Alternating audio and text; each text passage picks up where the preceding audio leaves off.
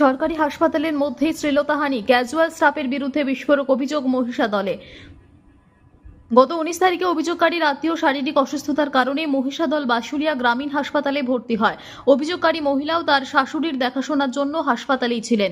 ওই দিন সন্ধ্যায় তিনি যখন হাসপাতালের বাইরে যান, তখনই হাসপাতালে কর্মরত এক ক্যাজুয়াল স্টাফ তাকে হাসপাতালের ভেতর থেকেই জল নিতে বলে।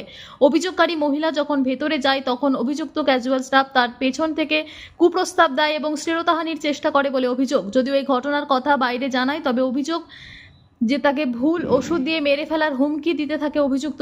পরে এই ঘটনা কাউকে না বললেও আজ সকালে পুনরায় অভিযুক্ত কুপ্রস্তাব দেয় অভিযোগকারিণীকে। তারপরেই মহিষাদল থানায় অভিযোগ জানানো হয় ওই নির্যাতিতা মহিলার পরিবারের তরফে।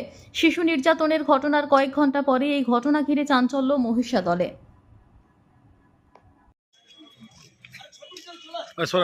পিছিয়ে পিছিয়ে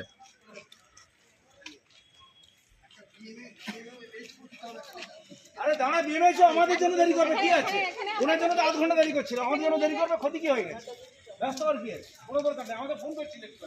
আমি যে আমার জন্য দেরি হবে, আমাদের আপনার জন্য তো আধ ঘন্টা দেরি করছি, আমাদের জন্য 15 মিনিট দেরি করতে পারবে না? ওই এক করে ভিতরে তো ক্যামেরা তুই চলে আসবি তো।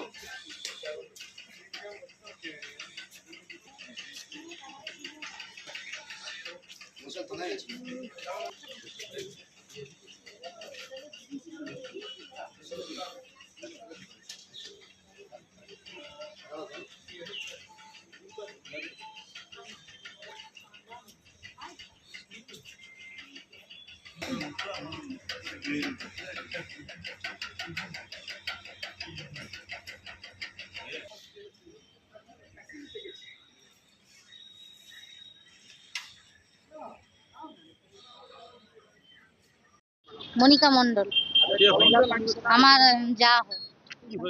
আমার শাশুড়ি ভর্তি ছিল, উনি প্রথম দিন ছিল, ওনাকে এখন উনি বাইরে জল আনতে আসছে, ওনাকে বলছে এখানে জল পড়েনি আর তুমি ভিতরে চলো বলে আমাকে ভিতরে নিয়ে গেছে। গিয়ে সেখানে ও কাউকে দেখতে পাইনি, বলে হচ্ছে যে আর এখানে কেউ নেই, তুমি আমাকে এখানে নিয়ে আসছো কেন?